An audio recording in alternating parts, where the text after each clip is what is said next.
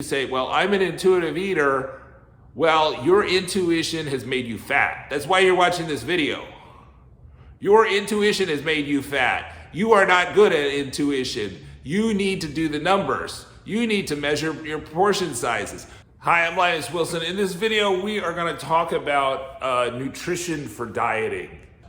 If you need extra help, I've got my email in the description. Send me an email, and I'm taking on diet coaching clients. And email me for a free initial consultation. In this video, we're going to talk about nutrition for body recomposition, dieting, fat loss. So in dieting, primarily we want to lose fat. We don't want to lose water. We don't really want to lose weight. We want to look better. And our goal is to look better. We can quickly lose weight by losing water weight. That can be accomplished by, for instance, reducing your carbohydrate intake for a few days, and you will lose several pounds because there's a fuel source called glycogen in your muscles and in your organs that will be depleted very quickly if you stop eating carbohydrates. Is that helpful? No, it really is not helpful in the long term for losing fat. So to lose fat, you need to run approximately 3,500 calorie deficit. So if you're going to lose a pound of fat a week, you're going to need to have a deficit in the amount of calories you take in versus the calories you burn of 500 per day. So most people probably could run a 500 calorie per day deficit with very small changes to their diet and lifestyle. If you're very obese, you could probably run 1,000 calorie per day deficit without being starving all the time. So the American diet is primarily made up of carbohydrates and fats. Carbohydrates are helpful for glycogen, but we don't burn nearly as much glycogen as the carbohydrates we take in. So glycogen is the primary or the preferred, the most efficient fuel source compared to fats and glycogen. So fat is a long-term fuel source, but it does not support high levels of cardiovascular activity versus glycogen does support high levels of cardiovascular activity. So if you're running a 5K, you would prefer to burn glycogen. If you were walking up a mountain for 24 hours, you're going to be primarily burning fat. And fat is a nearly inexhaustible fuel source for almost everybody, regardless of their leanness, because we have a lot of calories to burn, even if you are very lean. So the sustainable thing to do over time is to lose the fat. So you lose the fat by doing a calorie deficit. Now, there are 3 macronutrients that you should worry about: protein, fat, and carbohydrates. Those are the 3 macronutrients, right? And those are on every label you will see on your food. We'll talk about the protein, fat, and carbohydrates and how many grams are in a serving. So the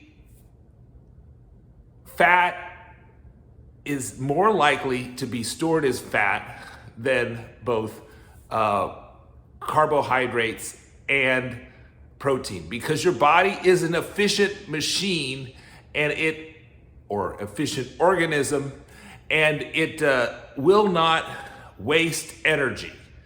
And it's a waste of energy to turn protein into glycogen into fat. It's a waste of energy to turn carbohydrates into fat. So if you overeat, which most Americans do, the evidence of most Americans run a very large calorie surplus, that they eat too much relative to their energy needs in a given day, that the fat that you eat goes right into the fat on your waistline or somewhere else on your body. And there's very little energy burn doing that because it just slips right in. Whereas most carbohydrates, even if you're running a large surplus and not turning them into glycogen or fuel, there is a cost to the body converting that into fat. And it's almost unheard of, or it's a very small amount of the protein that you intake will ever be turned into fat, like on the order of 1%, if that. Because it's very expensive to turn protein into carbohydrates, into glycogen through gluconeogenesis, and it's very expensive to go from glycogen to fat. So, the other thing is that if you have a lot of fat in your body, fat burns less calories. So your metabolism will be lower per weight as you go up in your fat percentage. So if you have a body fat percentage of 30%, you're gonna burn less calories per pound of body weight than somebody that has a 10% body fat, right? Because their muscles burn more fat. The muscles also store more glycogen.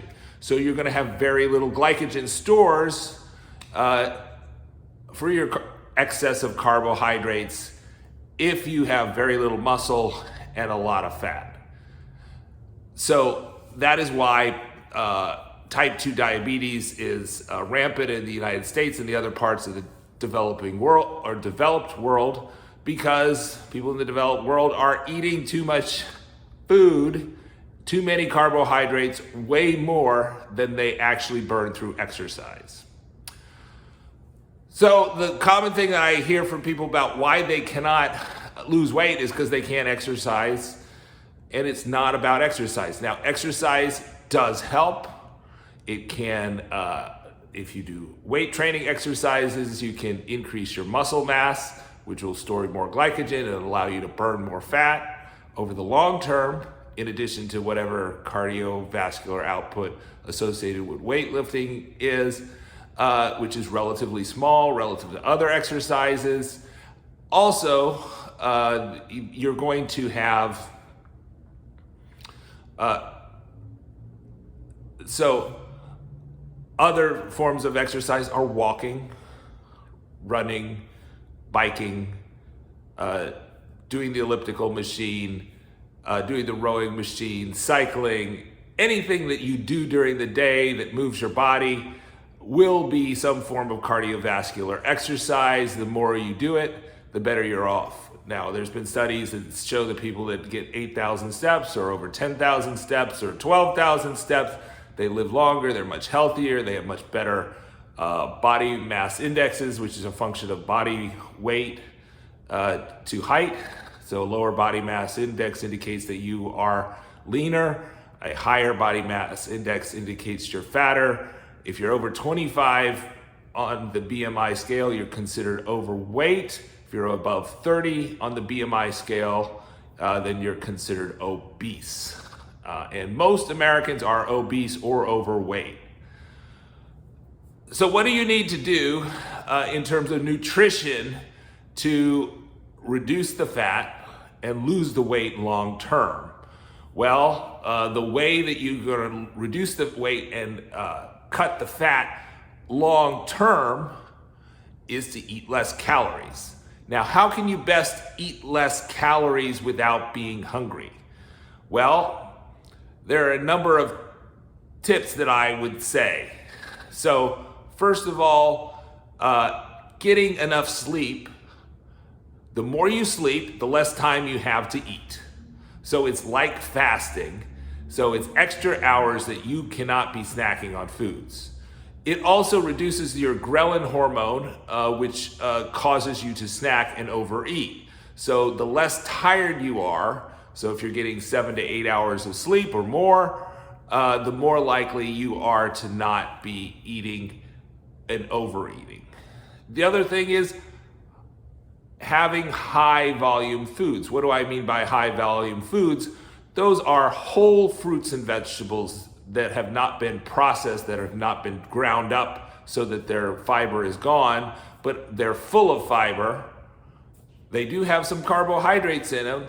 You do need carbohydrates. So in terms of carbohydrates, you should be shooting for at least 0.7 grams of carbohydrates per pound of body weight to maintain your clarity of mind. So even when you're on a diet, while it's not necessary, it's preferred, and you'll be more productive at work and in the rest of your life and less grumpy if you get a 0.7 grams per pound of target body weight. So if you're 300 pounds now, you think you should be 160, then it's going to be less than 160. Let's say, just for a round number, you think you should be 200, you're 300. Well, that would be 140 grams of carbohydrates. So we're not targeting the fat, but we're targeting what we want to look like. Now, people say there are no minimums for carbohydrates, and they are right. And your body can turn protein into carbohydrates, but it's really expensive. Your brain runs off of carbohydrates exclusively, that is glycogen. So there's just a minimum for brain function, right? Now, you're gonna get it, but so that's why you don't wanna go like super low. But I have found that eating only fruits and vegetables, that I typically can get over that hump of 0.7 grams per pound of target body weight. It does not take slices and slices of bread or big plates of pasta to get to that number. Indeed, I would guess that the average American is getting over more than 400 grams of carbohydrates, which is probably about 3 times the minimum number that they need. And for maximal glycogen stores, unless you are a endurance athlete, like a professional cyclist or a competitive cyclist or a competitive swimmer or a competitive runner, then the odds that you need more than 250 grams of carbs per day is very low. Other people that may need a lot of carbs per day are people with really, really big muscles, like open bodybuilders who weigh 300 pounds but have a six-pack. But for the normal people that don't have a six-pack, which do not have very well-defined muscles, and don't go to the gym lifting weights, you're probably not going to need much more than 200 grams of carbs per day. And you could do with a lot less if you're on a cut. So the RDA, I would say for most people, so one rule of thumb would be to multiply 13 by your target body weight to get your maintenance calories. For me, I tracked my calories for a long time. I'm 5'11", and I was able to maintain at about 174 pounds at about 2,500 calories per day. And I weighed in every day in the morning after I peed so that I was dehydrated. So this is my minimum body weight, so I got the most accurate measure to come up with that number. So one thing is that there's all kinds of online calculators about what your maintenance is, but you should be tracking that yourself with daily weigh-ins in the morning, after you pee, before you eat something, totally nude, right? So that you have the least variance of your body weight. And you can track if what you're eating is going higher or lower. The other thing is you need to be tracking your calories.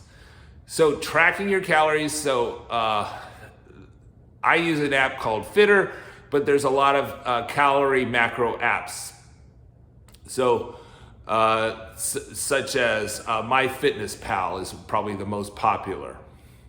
you should be tracking your calories. Now, most people grossly underestimate their calories because they do not take into account portion sizes. Most servings are not the portion that you would scoop out. So you need to take careful look at your portion sizes. Most people are going to lose weight right away by cutting out sugary drinks. So no more soda, no more alcohol, no more juice, right? Sugary drinks that have high calories. I would say probably most Americans could cut out 400 calories without noticing it by switching from to diet soda from regular soda, because a couple sodas per day is 400 calories, and that's 400 or 500 calories or more, depending on the size of the soda. So if you got a 20 ounce, much more, you could actually lose more than a pound a week just with that if you were at maintenance. But a lot of people are over maintenance, but they're gonna lose weight just by cutting that out.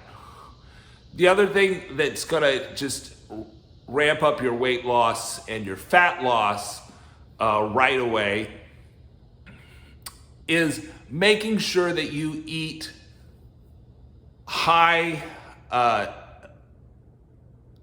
your fruits and vegetables first, right? Or high fiber foods first. So if you eat that, the rice, cauliflower, or the peas and carrots, before you go on a binge, you're gonna have less room in your stomach to binge. Your stomach's gonna feel fuller. And those are very low calorie dense foods. The problem with processed foods, the problem with junk foods, is that they are high calorie dense foods, and they're really easy to eat quickly. So carbs do not satiate you very well. Fat does not satiate you very well. So you need this concept of satiety. That's what Ozempic and all these GLP-1 drugs, they have research chemicals such as retatrutide, for example, or tirzepatide, or semaglutide that you might see. And maybe you can get a prescription from your doctor, or you can go to an online clinic or something like that, or a peptide website to get those things. I'm not advocating that, but all those injections, those reduce your appetite. But you can reduce your appetite by eating higher volume foods that are low in calories. So iced foods, so adding ice to your frozen fruit, eating frozen fruit versus fresh fruit, is going to be more satiating because the ice fills you up, at least temporarily, and has no calories. Water has no calories.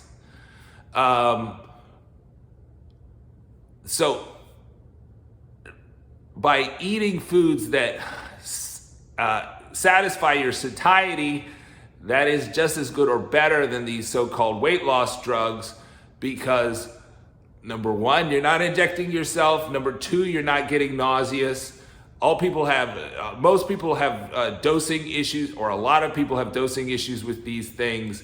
Even when supervised by the doctor, they find it hard to conform to that. It's a lot easier to just eat high volume foods. And that's what my whole playlist of recipes of mostly pastries, but other things, is high protein, high volume foods. Okay, so the most satiating macronutrient is protein. Protein is what the RDA for protein is way too low. Most people should be shooting for 1 pound of 1 gram of protein per pound of body weight. Now, the ranges I've seen are between 0.7 and 1.5 for optimal muscle growth. So 1.7 grams per pound or 1.5 grams per pound. I shoot for 1.5 grams per pound every day. And I've restructured my diet around that for maximal muscle gain so that my metabolism is going up as I gain muscle and exchange muscle for fat.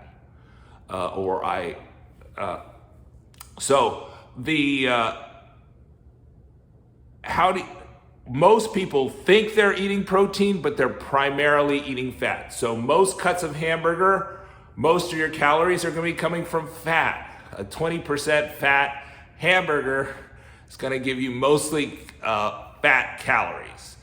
So, and if you put a full fat slice of cheese on that, definitely if it's not from the hamburger, it's going to be from the cheese that you put on it. Most of your calories are from fat. So you want to cut out fat from your diet as much as possible. You only need 0.25 grams of fat per pound of body weight. That minimum level of fat is more than very easy to get, even if you cut out fat from everything. That you do not put butter in any of your recipes, you don't put oil in anything, you don't butter anything, you don't use salad dressings, you use fat-free cheese, you use fat-free everything, right? So no 2% milk, no.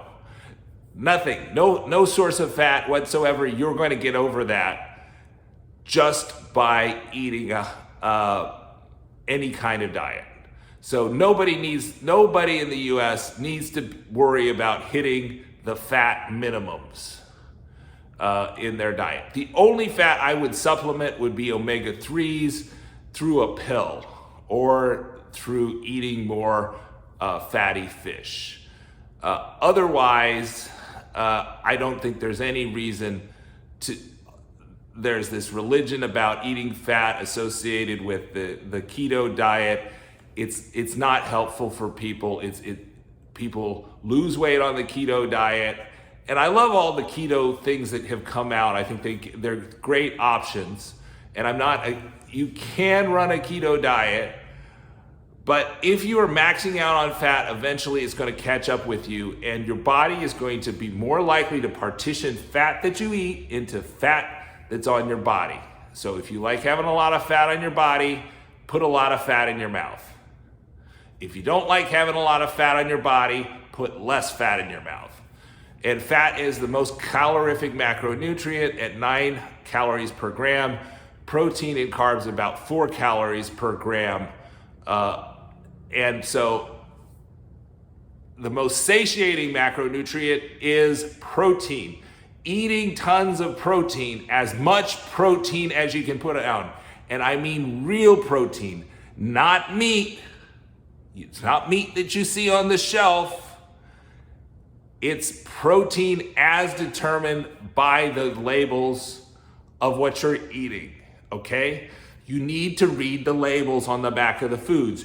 You will find most things like sausage that you think are full of protein are full of fat, and that will make you fat. So if you eat a lot of sausage, for the most part, you're gonna get fat. Right? If you eat a lot of lean turkey, your body's going to be really struggling to get fat. If you eat a lot of lean tilapia, your body's going to struggle to get fat because it's not getting fat in. So protein is very satiating. So if you eat a lot of whey protein, casein protein, which are processed proteins made out of milk products that are put in like protein shakes, for example. If you eat a lot of non-fat cheese, so Walmart sells non-fat cheese, for example, non-fat American slices, non-fat cheddar, non-fat mozzarella. It's harder to find, but there are places that do sell it. And if you eat a lot of chicken, turkey, or very lean ground beef. You can get ground beef in the US as low as 97% lean. That will make it harder to get fat. Tuna, right? Canned tuna in water, not in oil, is very lean, full of protein, very filling. Try to eat several cans of tuna. See if you can do it. So I don't even think there has been an experiment of this, but I kind of doubt that people are going to get fat. Even with the calories in, calories out, I kind of doubt people are going to get fat eating all protein. Because eventually some people are going to eat fat or carbs, which can be turned into fat relatively easily. So if you ate 3,000 calories of pure protein, I don't think you could digest it, but if you could do it, you would, and your maintenance was 2,500. Number one, protein is only about 70 or 80% of those calories actually turn into actual calories. So protein has the highest thermic effect of food. So that 3,000 calories of protein, pure protein, real protein, not things that you think are protein, would end up being about 0.7 times 3 would be about 2,100 calories, and you'd actually be in a calorie surplus if your maintenance was 2,500. You'd be in a calorie deficit if your maintenance was 2,500. A 400 calorie deficit to possibly a 100 calorie deficit if the protein was processed at a 0.8 efficiency rate. Versus fat is processed at almost 100% efficiency rate. That is 1 calorie of fat eaten ends up being 1 calorie of fat that your body or 1 calorie of the energy that it can use. So you would actually probably have to eat like 4,000 calories of pure protein just to be in some sort of surplus. And I'm not even convinced that you would get fat under those circumstances, but nobody's ever done it. Nobody's ever done it because, number one, protein is so satiating, you can't stand to do it. And number two, it's expensive. Protein tends to be more expensive than carbohydrates and fats. And so people are gonna gravitate towards the cheap things. So most of the fast food that is out there, I would say pretty much 99.9% of the restaurant food or the fast food that you would buy is junk food. And I would define junk food as food that has more than half of its calories from fat, or at least 1/3 of its calories from fat, and at least 1/3 of its calories from carbohydrates, but maybe even more. So if 2/3 of the calories are from fat and carbohydrates, or if fat, 1/3 fat and over a third carbohydrates, so over 1/3 fat, over 1/3 carbohydrates, or over half the calories from fat, it is a junk food. It's not going to be very filling. It's not very good for your body. It will contribute to you becoming more fat and have a worse body composition. Yes, I am aware there are studies out there that you could eat Twinkies. If you ate Twinkies in a deficit, you would lose weight. Absolutely. But the key was the guy was in a deficit. He didn't probably have much satiety. He probably had trouble managing his hunger cravings. It's a man of great discipline that did that. Most people are going to have trouble managing their hunger cravings if they have a diet of all junk food, which is, most people have a diet of mostly junk food. So one thing that probably for a sustainable diet, you need to just stop going to fast food places. Because once you start tracking your macros and once you start measuring your portion sizes, so you need to measure your portion sizes either through volume measurements such as cups or tablespoons, or you need to start measuring your portion sizes through a scale. So there are lots of food scales. They cost less than $10 on Amazon. We'll put an affiliate link in the description or affiliate link in this video through YouTube's program. Those, until you start doing that and tracking those calories, you just don't know. And you say, well, I'm an intuitive eater. Well, your intuition has made you fat. That's why you're watching this video. Your intuition has made you fat. You are not good at intuition. You need to do the numbers. You need to measure your portion sizes. You need to track how many protein you get. You need to be getting about 1 gram of protein per day per pound of body weight if you want to be muscular. If you don't want to be fat, you're probably not getting anywhere close to that. Your intuition has led you astray, and that is why you're watching a video about diet and nutrition. Subscribe to the Linus Wilson channel. We give you the secrets to get the console you want, get the body you want, crush the video games you want.